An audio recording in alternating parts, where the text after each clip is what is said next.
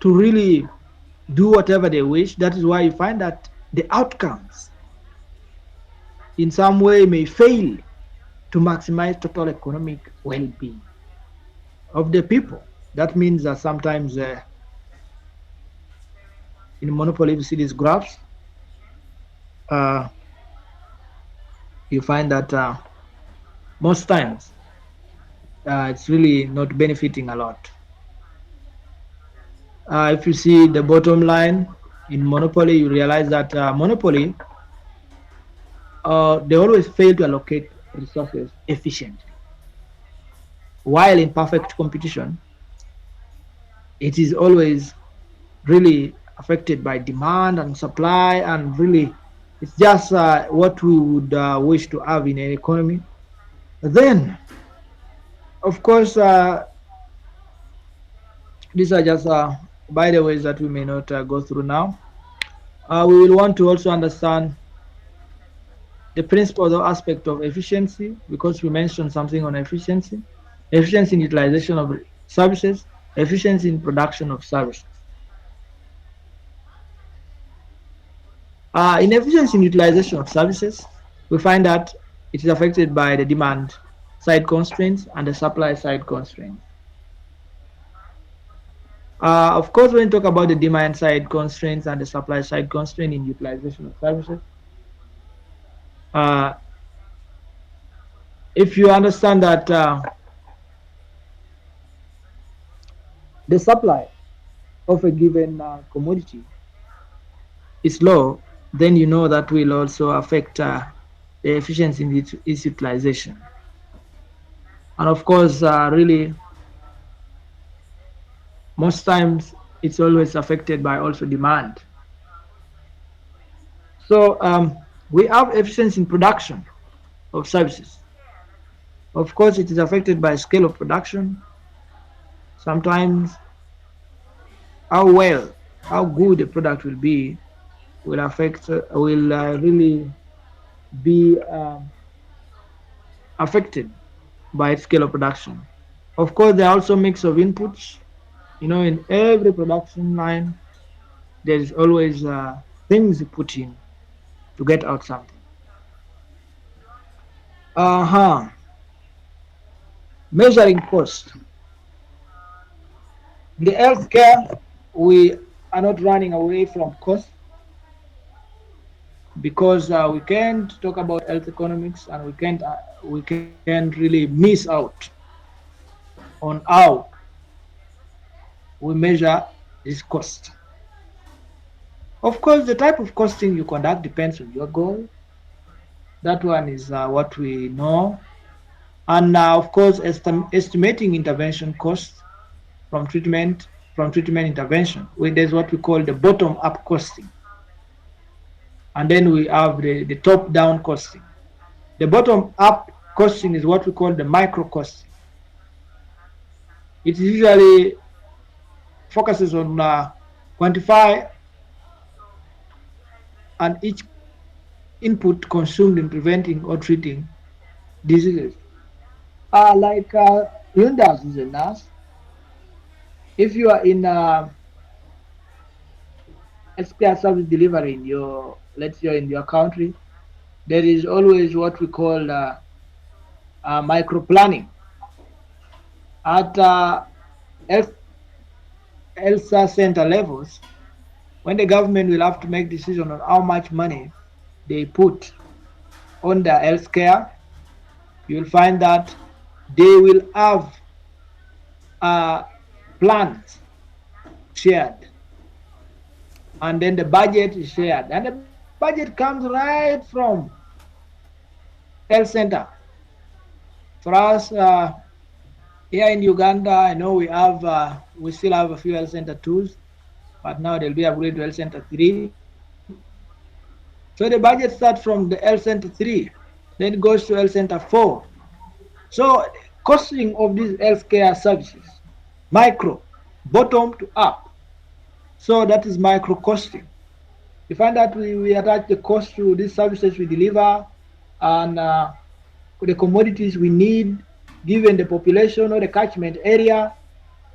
So all this quantification and usually combined with either ingredient-based costing or activity-based costing. Now, when I talk about ingredient-based costing, I know we have, let's say, in your community, you are planning, you know that in your health center or a catchment area, you have like 20,000 people.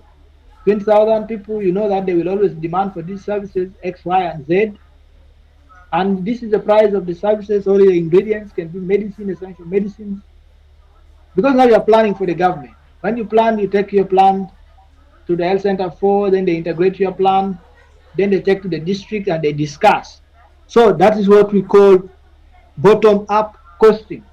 From there, it will go up to Ministry of Health of your nation, and Ministry of Health will discuss.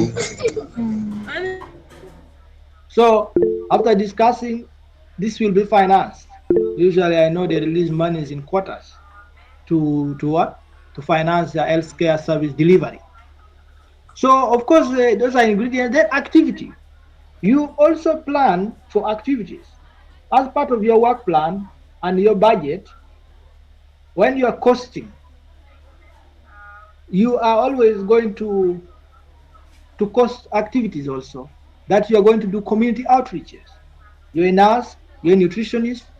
How many community outreaches are you doing each quarter? After every 4 months, you would have done how many community outreaches? Those are activities. So these community outreaches, what will they involve and how much will it cost? This one you are measuring cost, or you are planning for healthcare service delivery. You are helping your nation because you're in the chain to support in that system. So from there, you integrate the ingredients and the activity-based costs, and then you do what? You send your work plan and then the budget to upper authorities. So that is bottom-up costing. So another thing is estimating efficiency of currently implemented intervention. Aha. Now, people from up there, the Ministry of Health, will come to audit your work. You are given so much millions, but how is the community benefiting? From up there, they will have to come down to do the costing compared to how much you received.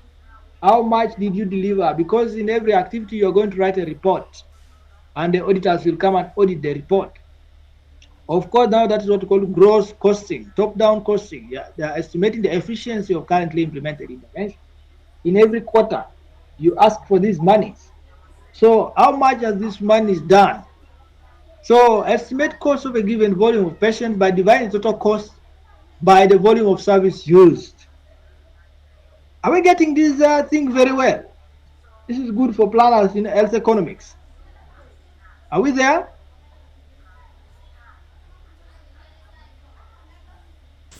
Yes, I'm getting it very well. It does. How do you do it there? You work in a government health facility, or uh, is she there? Yeah, she's there. So do you do Yes, this costing? Ruma. Yes. Yeah, this is Manuel. Yeah, I have a concern. Actually, this topic is so interesting. Tell You me. know, a country varies from one country to another, and the analysis of health outcomes and the health economics and nutrition in other countries is different from other countries. Like in Uganda, it's too different from South Sudan. Hey, but I In a understand context, they follow the WHO. You know, these systems are WHO systems. Yes, tell me, tell me. yeah, yes, actually, this is WHO system. Yeah, And sometimes they are related and are attached to the government to be the mm, one supervising, or the government will be the one implementing the procedures. yeah, that's true. Uh, the WHO have that system of monitoring. Mm, Then at the end, because the people that we have them in the offices are the people who lack the health knowledge. For example, you may yes, have someone in the national ministry as the minister or the DG, great. because the employment is not based on the area of expertise. The Mm, employment is based on the area of either a political affiliation or maybe a liberation cadres, like someone has been fighting for the country and liberated the country, and they get yeah, that position. And now mm, when you have a plan, like someone who is health professional oriented has the Mm, plan now to submit it to the Ministry of Health. mm, Instead of executing the plan, the funds are diverted. Have you seen that? mm. Now the funds are diverted instead of putting up the physical infrastructure for the health facilities or other PACUs, that is primary health care units or primary health care centers or hospitals or state Yes. hospitals. The, Uh, the, the funds are diverted to buy artillery, ammunitions. The funds are uh, diverted to make political rallies. The funds uh-huh. are diverted to construct individual infrastructure. The funds are Uh-huh. diverted to be taken for maybe treatment outside the country. Now, Yeah. in such situation, what could be the, because the WHO only will be following the fund, but now Uh, once they have seen that the fund is diverted in different ways, there's no action they have taken. They would have taken the action, say the next time when these funds are released, they are only released typically for the reason why they are released. The planning are not there and other mm, things are not there. In that situation, as a health personnel in a country, what do mm. you do? And actually need to make sure that we need to Uh, economize health, say that the uh, health is brought down into the community. Thank you so much. Great, great, great. Now, yeah, that is very interesting as we are pushing and understanding this aspect of health economics and measuring the health costs. Of course, as I mentioned, we would wish that system would really go that way. And I mean, the planning is started from the micro level, is taken up there.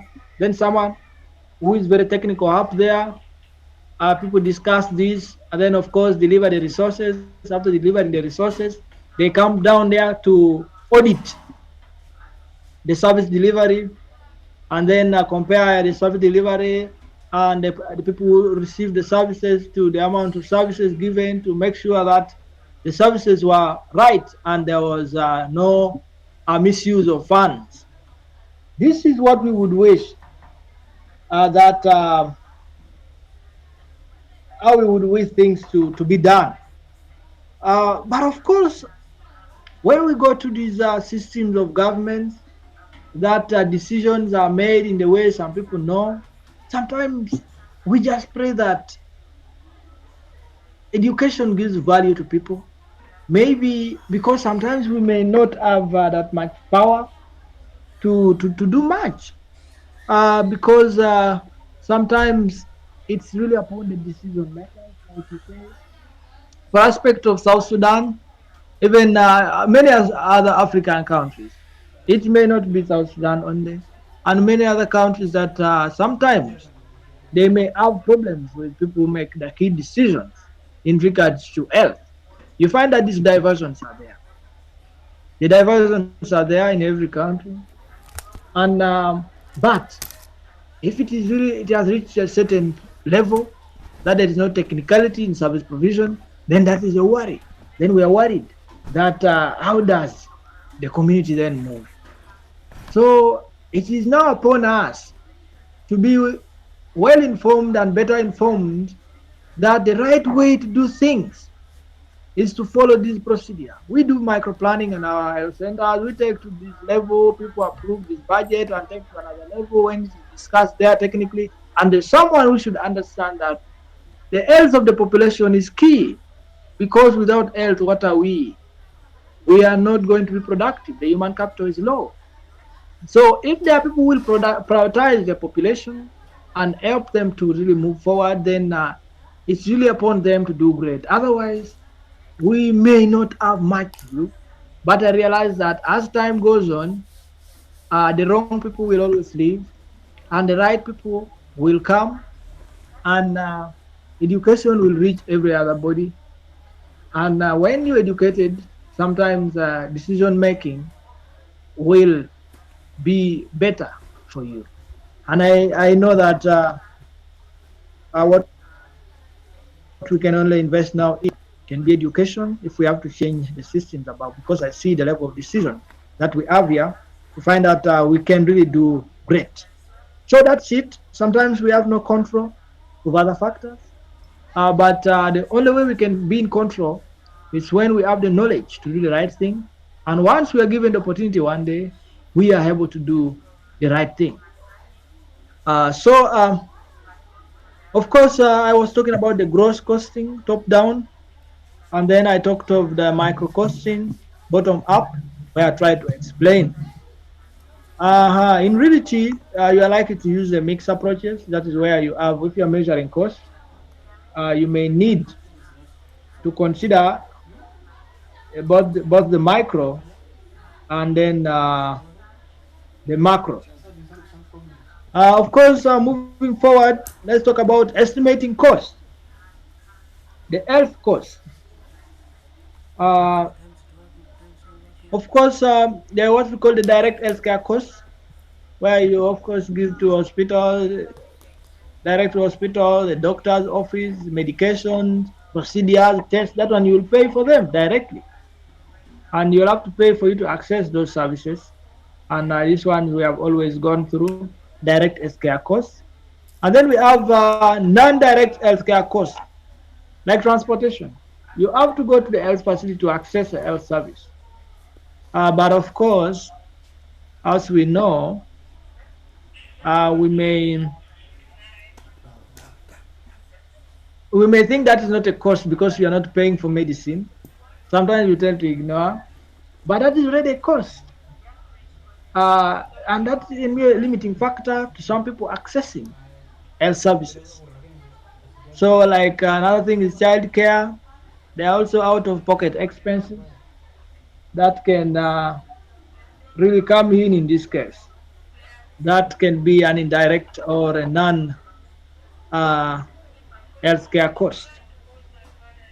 And then, as we keep moving with this, we need to also understand one key aspect, that is time cost.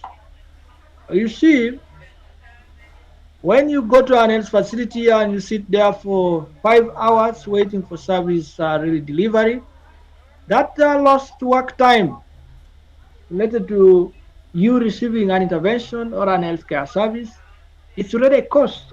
We normally say time is money. And of course, these are costs that we can estimate if we have to calculate the cost of receiving an healthcare service. We need to consider all this, the amount of money you have paid to the doctor for procedures, the transport you have taken, and then also the time you have taken to receive the service.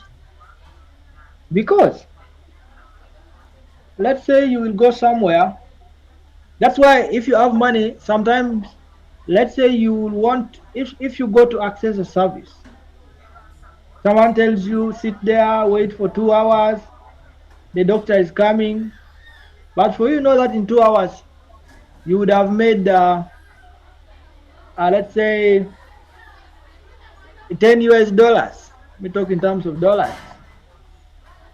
But then you find that you can sit there for all the 2 hours to wait for this service. Yet what you can do is, because you are receiving, this is a free service, but then you are at the health center whereby you can pay $5 to receive this service. Maybe you would go to the health center and pay $5, immediately receive the service in 10 minutes, then go and do your work and make $10. So that is where the time cost comes in. If you spend time in receiving an healthcare service, you might have lost, because the time you have spent there, you should have used to make some money. So that means, what does it mean? It means that uh, in most cases,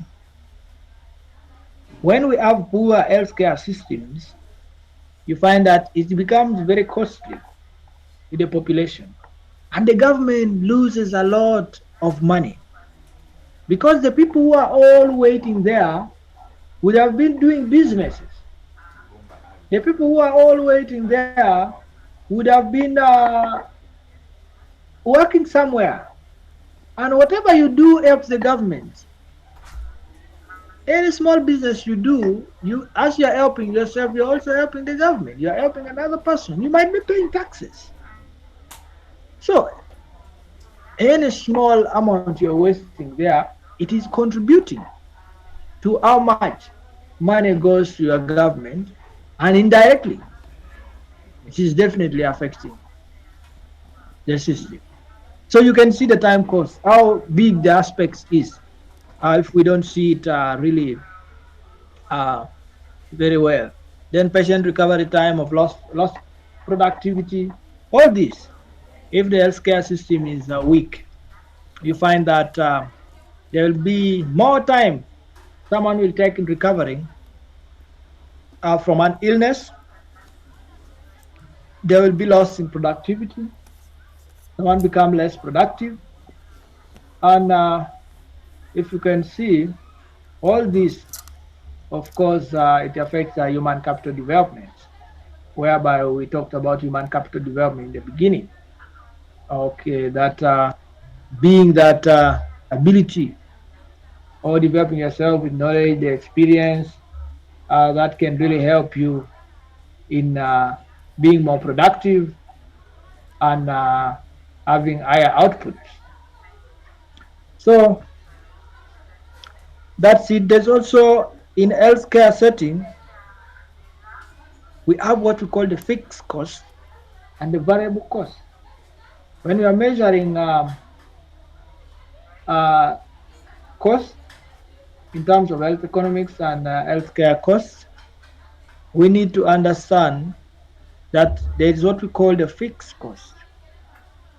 In the fixed costs remain the same no matter how many people receive the intervention. Let's say the hospital rooms, it will remain the same. The computers used, the furniture, this is something that will be there. Motorcycles, then hiring or initial training. But of course, variable costs can be like the testing kits. Every time you spend it, it will therefore reduce. You need to buy another. Supplies like gloves, every time you use, it will reduce. You have to keep buying. But of course, for the computer,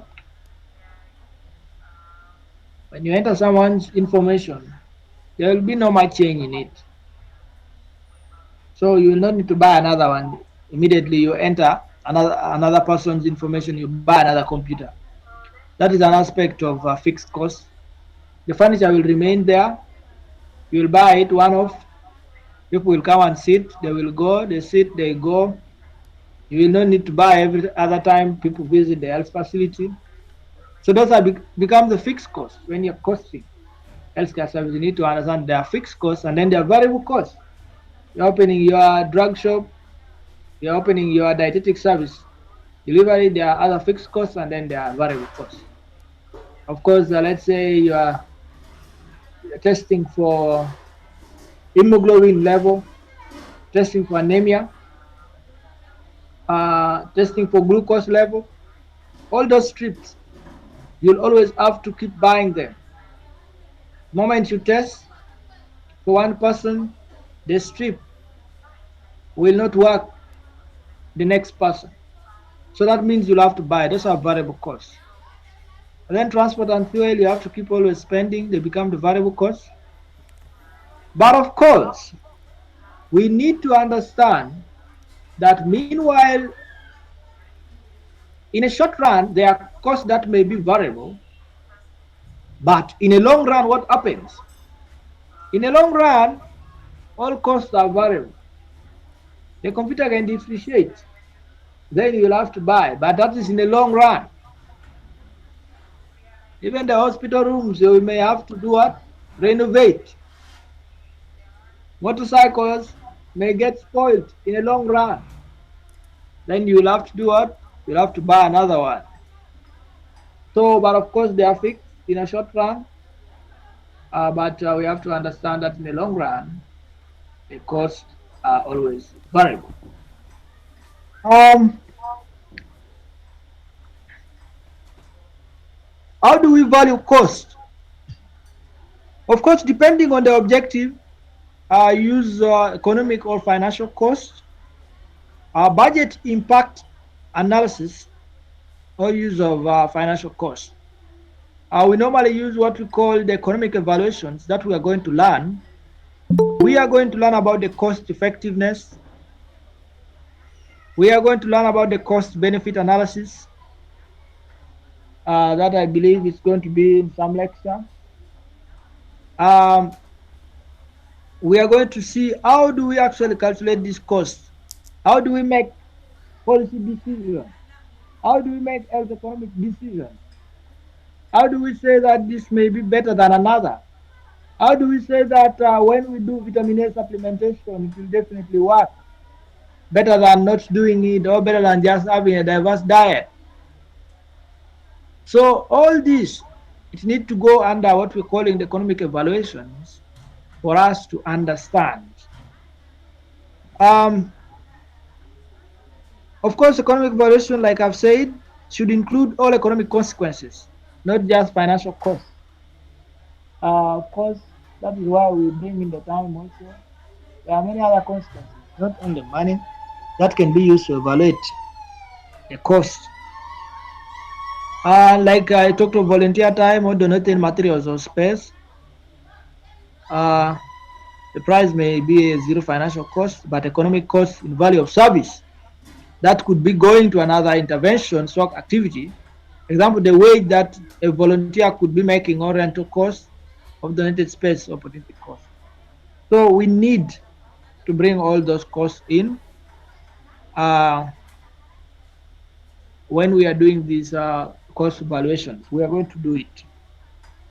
Of course, still we talk about opportunity costs. And also in every market, even in healthcare service delivery, we have what we call even, of course, discounting. Sometimes regards to time preferences, if competing programs have or incur costs at different times in the future, we need to have a method to adjust these costs data to allow for comparison. So that's what we call discounting.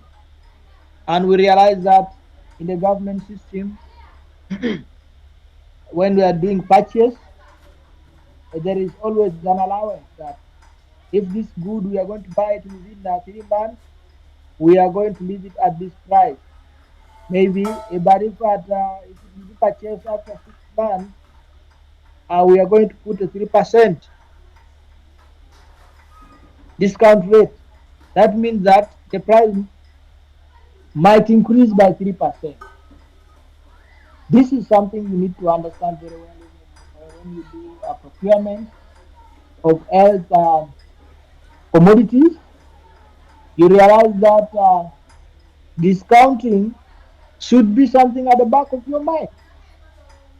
You cannot do these economics of procurement without understanding uh, this aspect of discounting, because you will make losses, you will make poor decisions.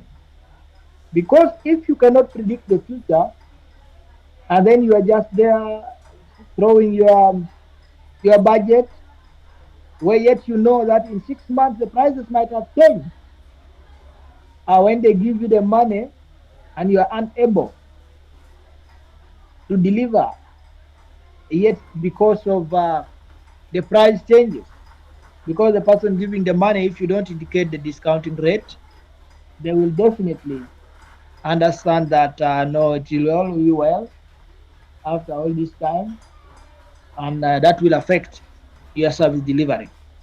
Of course, it is used in budget forecasting, as I've told you.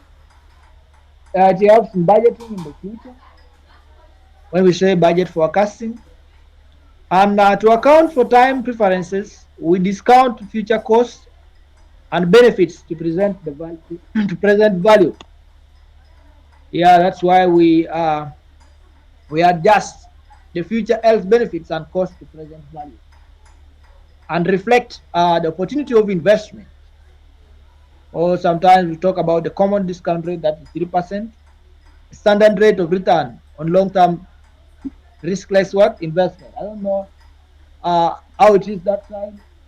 If you also have the 3% discount rate, Of course, the cost and the health outcomes are discounted at the what? At the same time. So it's very important to understand discounting when we have to do these economics of health, because in every commodity, as we have said, uh, healthcare, like a commodity, it can be traded on market. It can there's demand for it, can be bought and it can be sold. So basically, that is the first part of this engagement, and I think up to there I can receive a few comments and we proceed with a few discussions if we still have a little time. We have now pushed to 2 hours. Maybe we shall end soon. So let me receive a few feedback as we continue with this.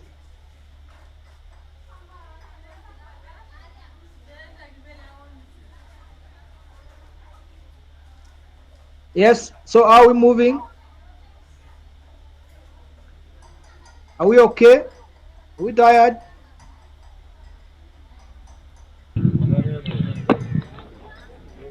Yes, yes, sir. We have really enjoyed the lecture. So, but when things are when you Mm. are taking long, then it's also another factor. It will also affect the understanding. Yeah, I think these So 2 hours are enough. oh, um,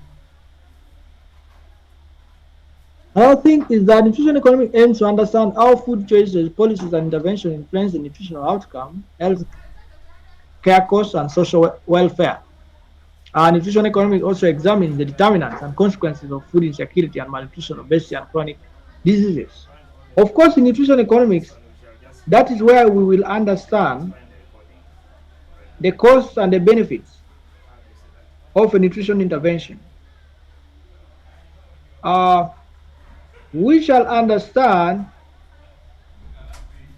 that when we offer a nutrition intervention, we shall have economic benefits. And sometimes they say, or in most times, they say $1 spent on nutrition intervention will have $1 spent on nutrition intervention will have a $16 return. You can see that. If we understand that very well, then that means we shall always be very okay to spend some dollars on nutrition intervention. So for that case, uh, that gives us the confidence to really provide nutrition intervention, because if we know it has good economic outcomes, then that means we have to prioritize it. Of course, we have come a long way and we have understood these concepts of nutritional status, or nutritional adequacy that I may not keep repeating. I believe we have been moving along and understanding these concepts over time. And of course, nutritional status, the degree to which an individual's physiological need for nutrient has been met by their dietary intake and utilization. That is nutritional status. And then the nutritional adequacy, the extent to which diet provides sufficient energy and other nutrients to meet recommended dietary allowances for a given population. That is how adequate the diet is. If the diet is adequate, that means it provides adequate levels of energy and other nutrients. And of course, nutritional efficiency, the ratio of nutritional outputs compared to the inputs. That may not be our main focus, but of course, as we proceed, we need to also understand key things on food economics, And we shall understand that in food economics, it contributes to nutrition economics, and whereby in general health economics, we find that all these can work together to achieve the general health outcome. So this is a study of supply and demand of food. We understand that also include the factors affecting food prices and availability, and the role of food markets and policy in influencing what? Food security and nutrition. That means because it has a key aspect on food security and nutrition, then we know very well that all these are connected to really the economy. Though of course, the health economics is what we have been discussing more. We started with health in general, and we talked about really the allocation of the scarce resources for health care and the determinants and consequences of health behaviors and outcomes, and the evaluation of the health interventions and programs. So, of course, there are in nutrition economics we have many other departments, or we have branches that contribute to nutrition. We have also area called agriculture economics, because agriculture economics is concerned with production, distribution, and consumption of agricultural products, and the impact of agricultural policies and trade on food security and nutrition, and the relationship between agriculture and natural resources. These economics definitely affect nutrition economics, so it is a branch of nutrition economics that is vital. Of course, developmental economics is very important in this study, and for it to focus on aspects of poverty, inequality, and human development, with focus on food security and nutrition, and unaffected by economic growth, social changes, and institutional factors. So these are really key terms that can improve our learning and comprehensibility of knowledge, and also the ability to compare these different terms. When we are actually practicing out there, we can understand that this can be a development economics issue. This can be agricultural economic issue that is really affecting the nutrition economics. Of course, we know what nutrition plays to economic development because we already say, and we have to understand from today that uh, it is very hard, or it is next to it is impossible, or it is easier to build an healthier nation than to repair a broken population. Because this was a quote that was made by a gentleman called Douglas. Uh, in many years, like in the 90s, we realized that for him, he had focused on uh,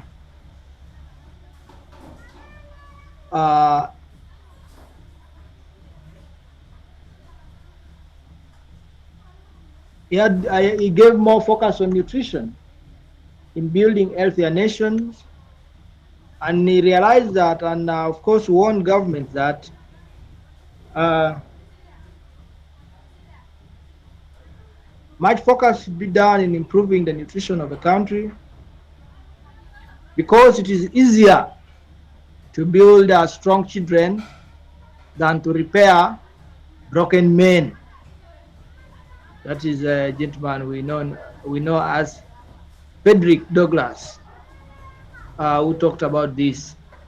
So that is where I come from in this case, and justify the fact that nutrition plays a crucial role in economic development.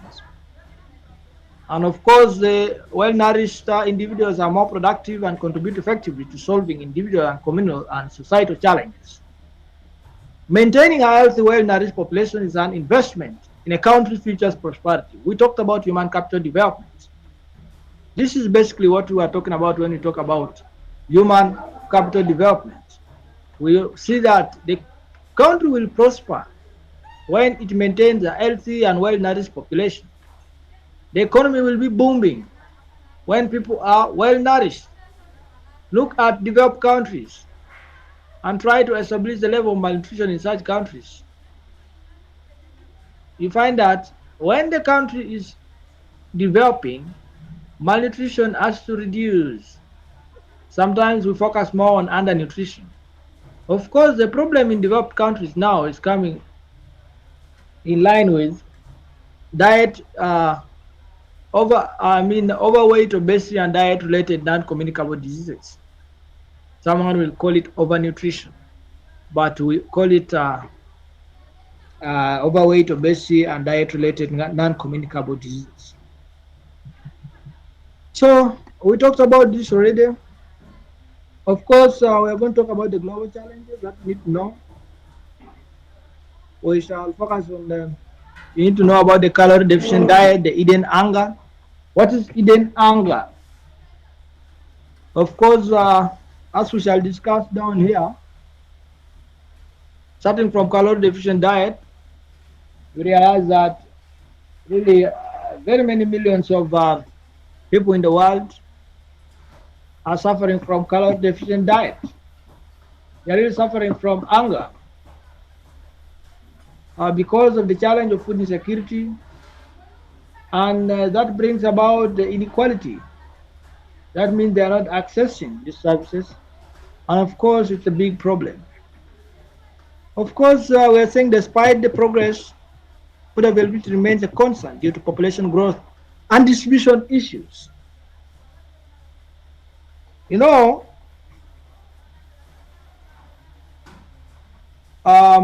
in food availability and distribution, we realize that there are some countries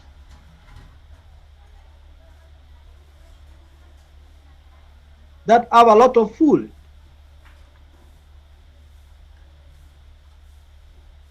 but there are countries that don't have enough food. So there are challenges in food distribution and availability in certain countries. A long time ago, the past really 3 centuries ago, I mean, there was a man. If you learned about there's a man called Malthus, and with what we call the Malthusian theory of population. He talked about, he states that the population growth will be what? Exponential, while the food production will be, there will be a geometric what? Increase in food production. In his assumption, he was trying to say that at some point, there will reach a point that the global population will outweigh the level of production of food. But now we have realized that this theory has been challenged. We are now trying to say that food is actually there globally. There are many means that human beings have brought on board to produce a lot of food. But the problem always has been utilizing the little we have, the supply of food from people who have it a lot to people who don't have it. It has been the challenge. So Malthusian theory has been challenged, and you realize that the problem is distribution. The problem is distribution of food. You find that in your neighborhood there's someone sleeping hungry, and for you are pouring food. You can see that there is a problem of distribution. So then there's what we call the micronutrient deficiencies. I know iron deficiency among the adolescents or women of reproductive age. It's a big issue still. We talk about that is still in line with Eden hunger. Of course, when we talk about Eden hunger, we mean micronutrient deficiency. That is where another term comes in, the triple burden of malnutrition. Meanwhile, we are suffering with undernutrition, and we are also suffering overweight, obesity, and non-communicable diseases. There is also one key issue that has emerged, that is the micronutrient deficiency. Meanwhile, the undernutrition and the other oversight, was termed as the double burden of malnutrition. We are now having the triple burden of malnutrition because of micronutrient deficiencies. The key ones are vitamin A, where it makes night blindness prevalent, or low immunity and death of these infants and young children. And then iron deficiency, increase in anemia, and having implications on pregnancy outcomes, low weight birth babies, and infant mortality rates increases with iron deficiency. Then we also have iodine. Iodine, of course, as we all know, it is an helps in the production of what we are calling it's always there in the thyroid gland, helps in the production of thyroid hormones, and which helps so much in metabolism. So you find that the deficiency of iodine,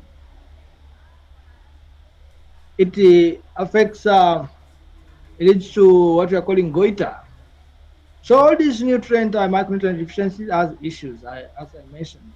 It is really becoming, or it has become prevalent on poor nations, and strategies have been put on board. Of course, stunting is a big issue. I know you discussed this in another topic. The wasting, you have discussed this in another area. Overweight and obesity, I've mentioned this several times. This we all know. In developed countries, especially, overweight and obesity has become a big problem. Sometimes it's because of the dietary transition. I discussed about dietary transition sometimes back, how people are moving into consumption of foods or convenience foods. And most time convenience foods is because of the change in lifestyle, where people try to eat what is much available and easier to prepare. And you find that most of these foods are most times high in energy, added salt, and sometimes added sugar. So most of these foods have a direct implication on our health.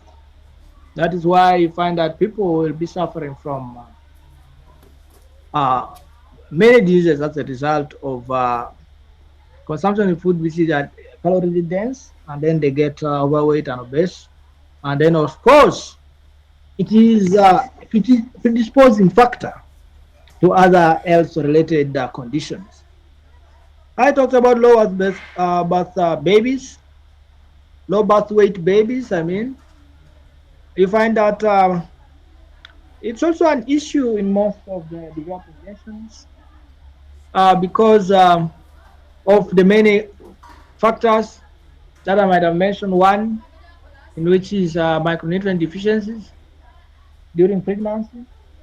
Then also, of course, poor management or really limited counseling session for these mothers, nutrition, education, and all these things. So it may lead to these low birth weight babies.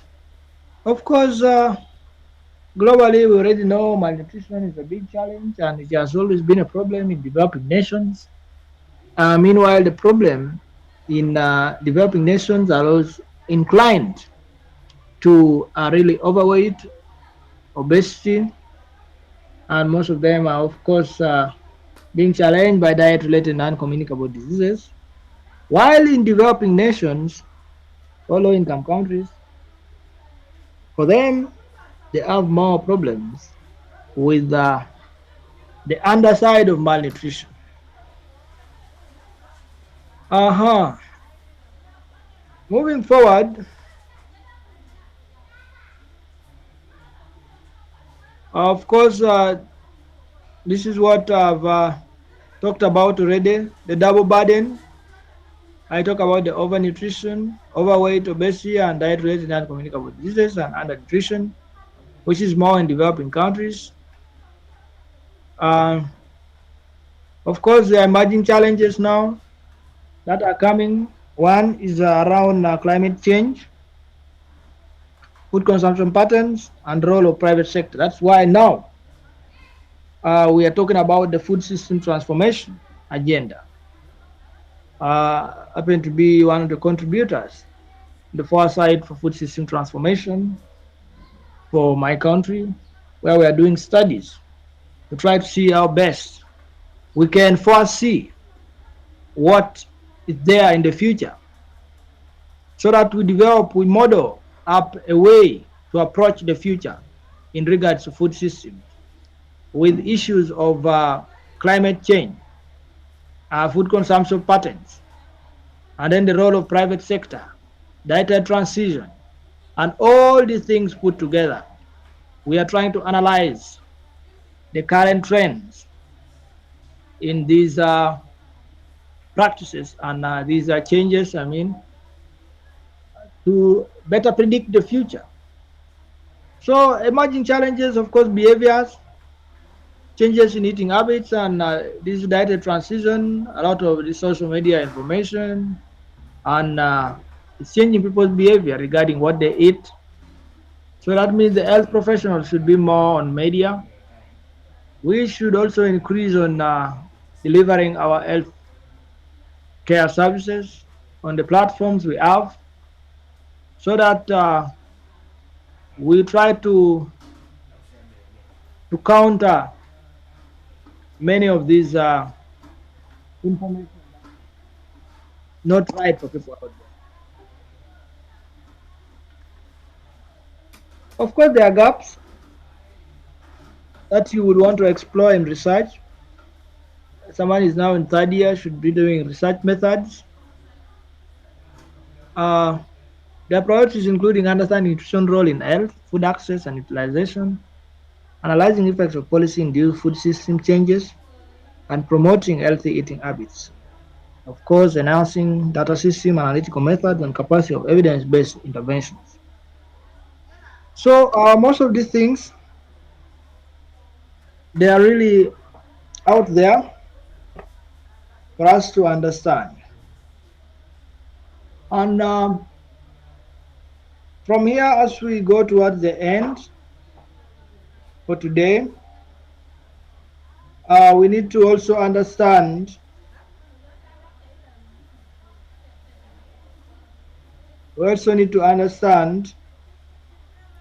the economic drivers of malnutrition. Of course, we already know, and we're now many discussions.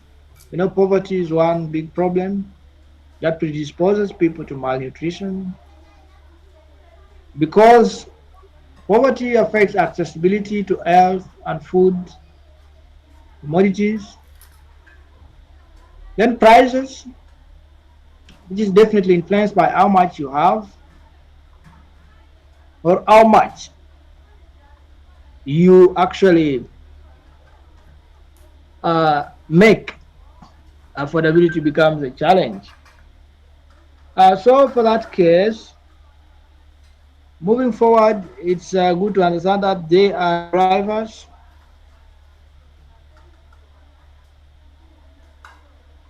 and also in addition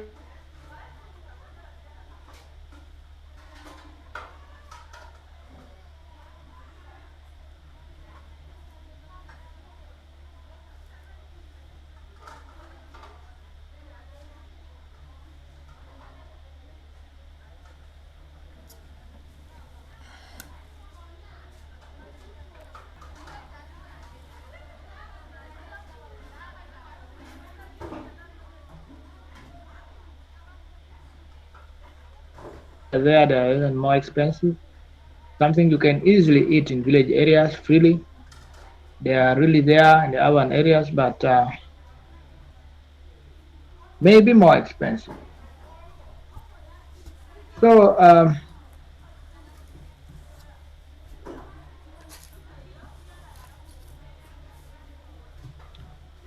moving forward, we also have food marketing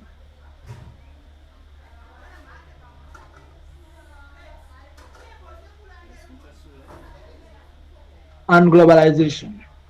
Of course, this one I'm just moving on them slowly or very fast, because I know you know some of these things already. So there is really nothing much that I can add on here. Of course, in income inequality, you know this, and some of these can be the key questions we can attempt in our exams if we are asked about really these economic drivers of malnutrition. You should be able to explain in your words, and you should remember them. Can be applicable outside there when you are in your discussions and trying to explain this key aspect to the general population. Because as a nutritionist, then you'll have to understand the economic drivers of malnutrition and speak confidently, like someone who knows what they're talking about. Because the healthcare costs is a big problem, as we were discussing already. And also their policies. What is a policy anyway? If you have understood the aspect of policy, policy basically they are actually the decisions of the government or how the plans of the government regarding how they make decisions on certain things. They are basically the policies. How they do some things, they are government policies. So those policies in regarding health can be a driver of malnutrition. Let's say taxation, which may affect, of course, food availability and affordability of foods. This may make some people with low income levels not able to obtain some food products that may be more nutritious but very expensive. But due to high production costs, which is caused by higher taxes to people, to the producers, the higher the taxes to the producers, the higher the cost of the commodity. The higher the cost of the commodity, the lower the level of affordability based on the population. The general population may have limited ability to afford. Of course, the impact of malnutrition, this is we know, it has implications in the current and the future population. It results into societal and in the societal and in the investment. I mean, in its population. Of course, these are things that I understand we know very well, and we know that really poor nutrition will contribute to health disorders like obesity and non-communicable diseases, which we have seen it as a global challenge at this point, and is really one of the key issues leading to death and diseases globally. Um, of course, we cannot say that we can say that, and we cannot miss out on really talking about the global goals. That is Agenda 2030, the Sustainable Development Goals.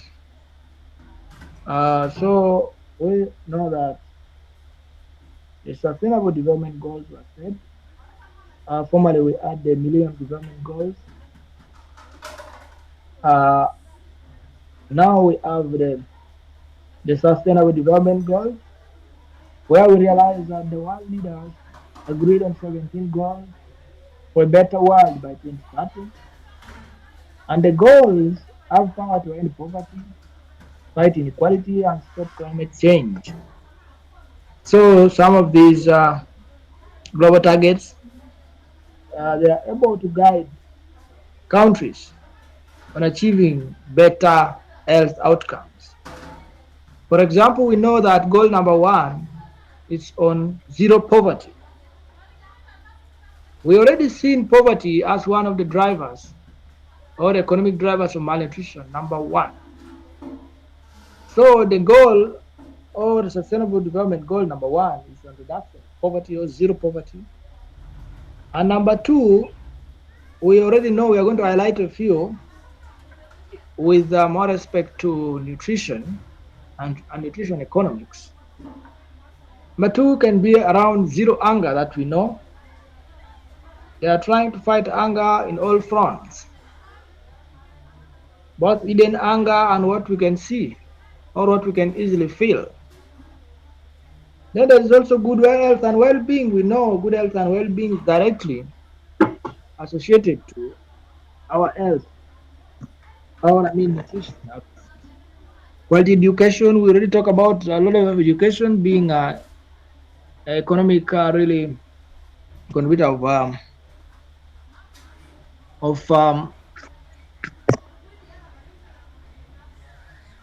malnutrition. Then, of course, we have the number 5 is about gender equality, and number 6 is about clean water and sanitation. Of course, gender equality, a community where, of course, when the women are not respected, we find that there are challenges. We need, when we're talking about equality, I usually say, inequality, they're looking at reducing bias or gender bias. We realize that gender bias is undermining our social fabric, and we realize that, of course, it devalues all of us. Of course, it is not just a human right issue. We realize that really it's a big or tremendous waste of world's human potential. Because if we don't bring women on board or they support us in doing many other things together, you find that we are wasting some potential down there. That is human capital wasted. So when we deny women the equal rights, we deny half of the population a chance to live life at its fullest. Of course, we therefore need to promote political, economic, and social equality for all of them. And we realize that, of course, the equality we talk about here is in reference to human right. They have a right to food, they have a right to health care, they have a right to quality education. So it's not really that genetically we can be the same. The truth is we cannot. But the right, when we talk about human or equality, we are talking about really in reference to human rights, the dignity that each human being has for being alive as a human being. So that's it. The global nutrition goals, of course, they have many things that are really working out to achieve some good nutrition outcome. We had the scaling up nutrition. There are many interventions. Some of these things we shall have a recap on our next lecture. We shall start with the global nutrition goals and move forward. So for today, I understand that we may be tired. Having been here since 9 on this side, I think 8 from that side. So that means I think we took like some 3 hours now.